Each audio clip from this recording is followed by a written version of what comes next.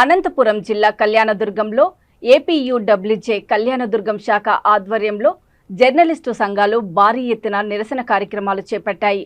కళ్యాణదుర్గంలో photo journalist Krishna కుటుంబానికి journalist సంఘాలు అండగా పోరాటం చేస్తామంటూ నినదించారు. పలుకూడల్లో మానవహారం ర్యాలీలతో ప్రభుత్వానికి వ్యతిరేకంగా జర్నలిస్టు సంఘాల నాయకులు మానవహారం నిర్వహించి ఆందోళన వ్యక్తం చేశారు. 4 గంటల పాటు భారీ ర్యాలీ చేయడంతో ట్రాఫిక్ స్తంభించింది. యూనియన్ నాయకులు మాట్లాడుతూ దాడికి పాల్పడిన వారిపై కేసులు నమోదు చేసి వెంటనే అరెస్ట్ చేయాలని జర్నలిస్ట్ సంఘాల నాయకులు డిమాండ్ చేశారు. ఆర్డీఓ, పట్టణ పోలీసులకు అంబేద్కర్ విగ్రహానికి, గాంధీ విగ్రహానికి డిమాండ్లతో కూడిన వినతి పత్రాలను అందజేశారు.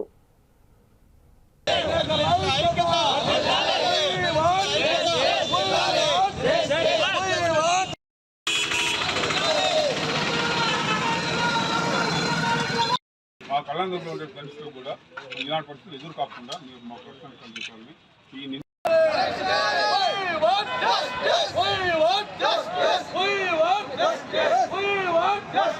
మహాసభకు మరి కవరేజ్ కోసం వెళ్ళేటువంటి ఆంధ్రజ్యోతి ఫోటో జర్నలిస్ట్ శ్రీకృష్ణపై మరి ఆ బహిరంగ సభ యొక్క చిత్రాలను చిత్రీకరిస్తుండగా మరి అక్కడ ఉన్నటువంటి కొందరు దుండగులు మరి ఫోటో జర్నలిస్ట్ పైన అమానుషంగా దాడి చేసి తీవ్రమైన గాయాలు కలుగజేశారు.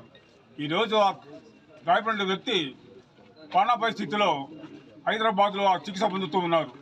ఈ సంఘటనను నిరసిస్తూ ఈరోజు కళ్యాణదుర్గం ఏపీడబ్ల్యూజే జర్నలిస్టు సంఘం తరఫున అందరూ జర్నలిస్టులు కలుపుకొని అంబేద్కర్ సర్కిల్ నుండి మహాత్మా గాంధీ సర్కిల్ వరకు పెద్ద ఎత్తున ర్యాలీ నిర్వహించి ఆర్డీఓకు వినతిపత్రం అందజేశాం.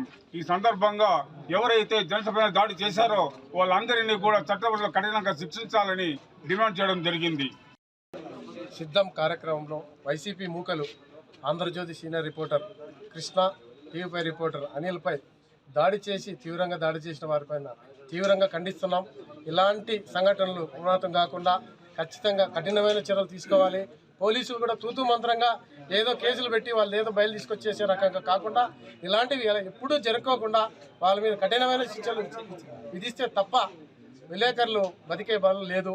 ఎవరు చూసినా విలేకరుల మీద పడుతున్నారు. కాబట్టి విలేకరులు ఏ పార్టీ అయినా కూడా దీన్ని తీవ్రంగా ఖండించాలి.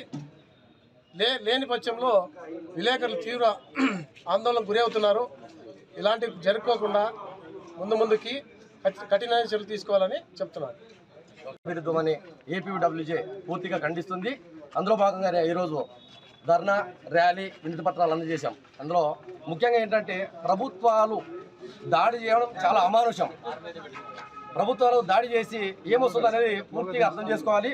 ప్రభుత్వాలు పత్రికకు కానీ పత్రికా విలేకరులు కానీ స్వేచ్ఛ లేకుండా పోతుంది. అందులో భాగంగా గడిచిన 4.5 సంవత్సరాల్లో జగన్ ప్రభుత్వం వచ్చిన 4.5 సంవత్సరాల్లో పదుల సంఖ్యలో కేవలం అనంతపురం జిల్లాలోనే అత్యధికంగా దాడులు జరిగాయంటే చాలా బాధాకరం.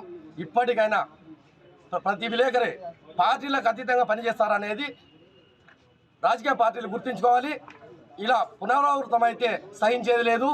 ఎంతటి త్యాగానికైనా మా ప్రాణ త్యాగాలైనా చేసి మా పత్రికా రంగాన్ని కాపాడుకుంటామని ప్రభుత్వానికి వార్తగా నిలిచే జర్నలిస్టులకు ఈరోజు రాష్ట్రంలో రక్షణ లేకుండా పోతోంది. ముఖ్యంగా ప్రశ్నిస్తే తప్పులు ఎత్తి చూపిందన్న పాపానికి ఈరోజు ప్రభుత్వాలన్నీ పరోక్షంగా ప్రత్యక్షంగా దాడులు చేస్తున్నాయి. విధి నిర్వహణలో ఆంధ్రజ్యోతి స్టాఫ్ ఫోటోగ్రాఫర్ శ్రీకృష్ణపై దాడి చేయడం దుర్మార్గం. అతను దాడి చేసిన దృశ్యాలను సోషల్ మీడియాలోను పత్రికలను పెద్ద ఎత్తున వైరల్ అయ్యాయి. ఆ సోషల్ మీడియా ద్వారా దాడి చేసిన నిందితులను స్వచ్ఛందంగా ప్రజలే గుర్తించారు. కానీ పోలీసులు మాత్రం నిందితులను ఏమాత్రం గుర్తించలేకపోతున్నారు. వారిని ఏమాత్రం అరెస్ట్ చేయలేదు. శ్రీకృష్ణ కుటుంబానికి జర్నలిస్ట్ సంఘాలన్నీ అండగా ఉండి పోరాటం చేస్తున్నాయి. అతనిపై దాడి చేసిన వ్యక్తులపై హత్యాయత్నం కేసు నమోదు చేయాలని చెప్పి కళ్యాణదుర్గం ఏపీయూడబ్ల్యూజే తరఫున మేము డిమాండ్ చేస్తున్నాము. లేని పక్షంలో మేము ఇంకా మరింత ఉధృతంగా ఆందోళనలు, నిరసన కార్యక్రమం చేపడతామని